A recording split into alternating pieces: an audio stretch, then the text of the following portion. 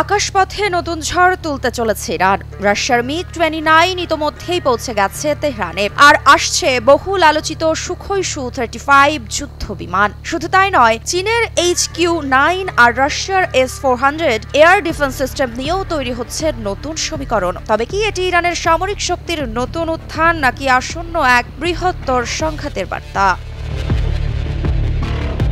চলুন তাহলে জেনে নেই এই মুহূর্তে ইরানের হাতে কি কি আধুনিক সামরিক প্রযুক্তি যুক্ত হচ্ছে এবং এর ভূরাজনৈতিক প্রভাব কতটা বিস্তৃত হতে পারে। ইরানে পৌঁছে গেছে রাশিয়ার মিগ-29 ফাইটার জেট। দেশটির জাতীয় নিরাপত্তা কমিটির সদস্য আবুল ফজল জোহরেভান্দ জানিয়েছেন, এটি মূলত স্বল্প মেয়াদী পরিকল্পনার অংশ। দীর্ঘমেয়াদে ইরানের আকাশসীমা পাহারায় যুক্ত হতে যাচ্ছে আরও শক্তিশালী সুখোই সু-35 যুদ্ধ বিমান। মিগ-29 গুলো বর্তমানে সিরাজে মোতায়েন রয়েছে, পাশাপাশি ধীরে ধীরে আসছে সুখোই সু-35। এছাড়া চীনের HQ-9 এবং রাশিয়ার S-400 এয়ার ডিফেন্স সিস্টেমও উল্লেখযোগ্য সংখ্যায় আসছে ইরানে।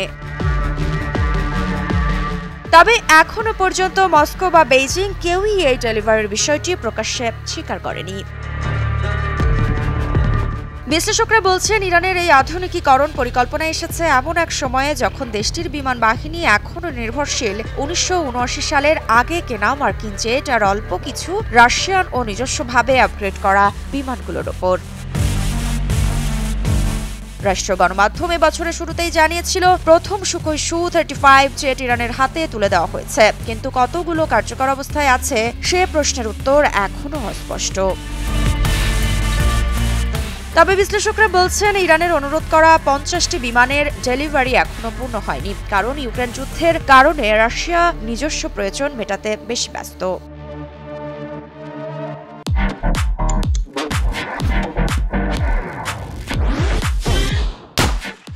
অন্যদিকে ইসরায়েলি হামলায় এবছর ইরানের শেষ S-300 এয়ার ডিফেন্স সিস্টেম ধ্বংস হয়ে যায়, অথচ 2016 সালে রাশিয়া থেকে কেনা 4টি S-300 ব্যাটালিয়নের ওপর নির্ভর করত ইরান। ফলে নতুন S-400 সিস্টেম আসলে তা দেশটির আকাশ প্রতিরক্ষায় বড় পরিবর্তন আনতে পারে।